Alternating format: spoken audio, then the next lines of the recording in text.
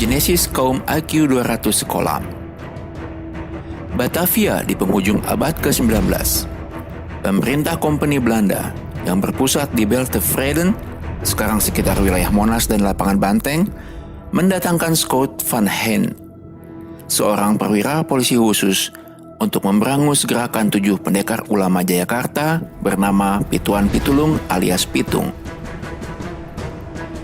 Sejak dibaiat di pesantren Kiapang Kebon Pala, Tanah Abang, oleh Kiai Haji Naipin di tahun 1880, ketujuh pendekar sekaligus ulama Betawi itu malang melintang menolong rakyat pribumi dari kekejaman Belanda dan tuan tanah Cina tanpa bisa dihalangi. Penjajah Belanda kewalahan. Schout van Heyne punya strategi.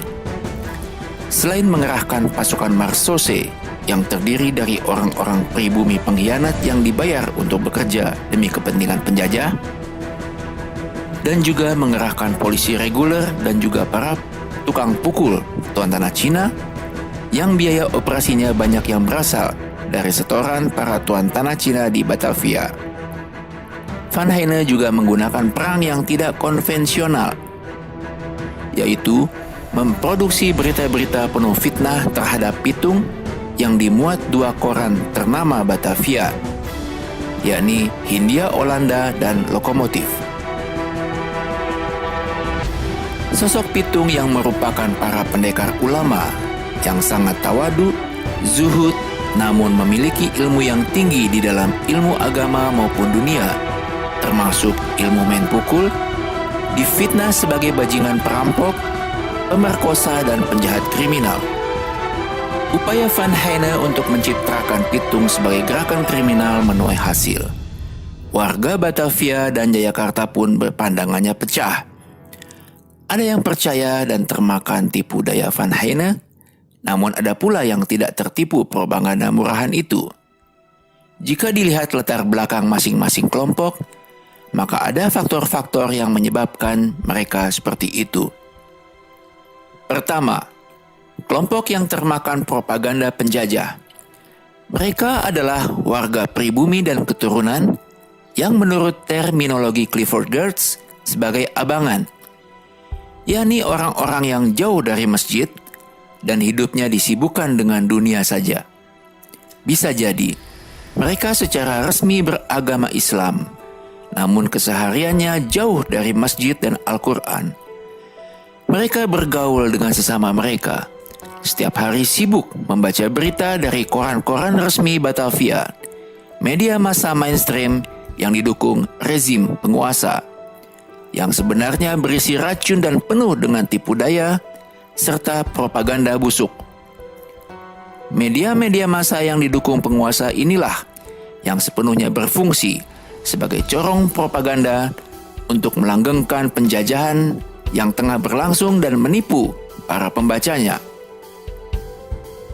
Kedua, kelompok yang tidak percaya propaganda penjajah. Mereka ini adalah kaum yang dekat dengan langgar dan masjid, yang suka mendengarkan pengajian dan khutbah dari para ulama, ustadz, kiai, dan sebagainya. Sebab itu, mereka tidak pernah percaya propaganda dari kaum penjajah. Terlebih lagi mereka yang tengah berkuasa adalah para kafirin. Kaum seperti ini adalah kaum yang tercerahkan, yang kritis dan mampu menilai situasi kondisi bangsa dengan jernih, karena mereka jauh dari corong propaganda kaum penguasa yang kebanyakan berisi hoax. Tahun berganti, sejarah pun berjalan, masyarakat tetap terbelah. Kondisi warga Jayakarta dan Batavia di penghujung abad ke-19 masih kental terasa. Ada yang mati-matian percaya dan yakin dengan pendapatnya. Bahkan saking cintanya, mendewa-dewakan orang yang mereka puja bagaikan Tuhan. Mereka berpegangan kepada berita-berita dari media-media besar yang menjadi corong propaganda kekuatan modal yang besar di belakangnya. Dan uniknya, mereka ini juga jauh dari masjid dan tuntunan para ustadz, kiai, dan ulama. Mereka termasuk kaum abangan, sama persis seperti di zaman Schout van Heine. Sedangkan kelompok masyarakat yang kritis sekarang ini juga dekat dengan masjid dan para ulama. Mereka tidak mudah dibohongi propaganda palsu media besar dan bukan termasuk generasi micin atau generasi sinetron.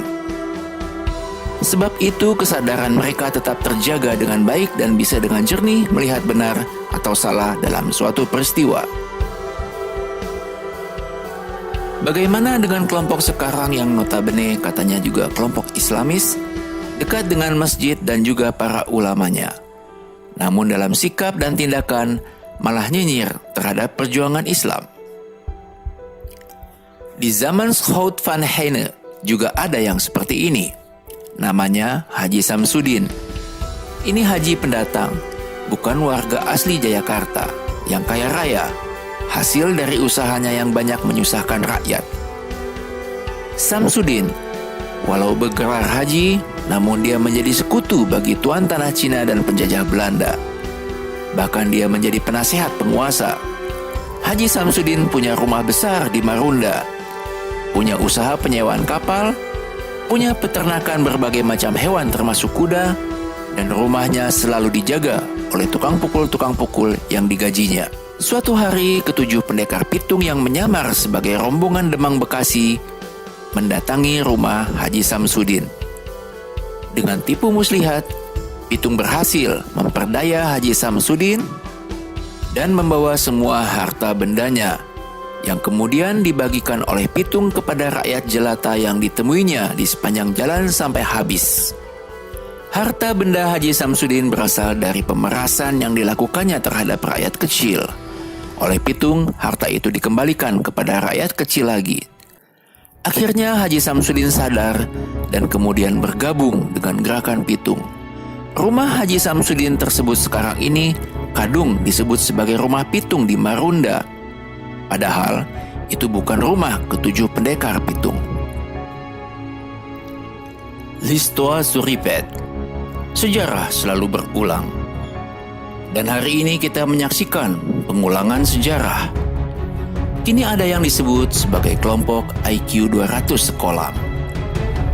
Mereka terang-terangan memusuhi para ulama, ustadz, dan perjuangan umat Islam. Sama seperti kelompoknya Schout van Heine.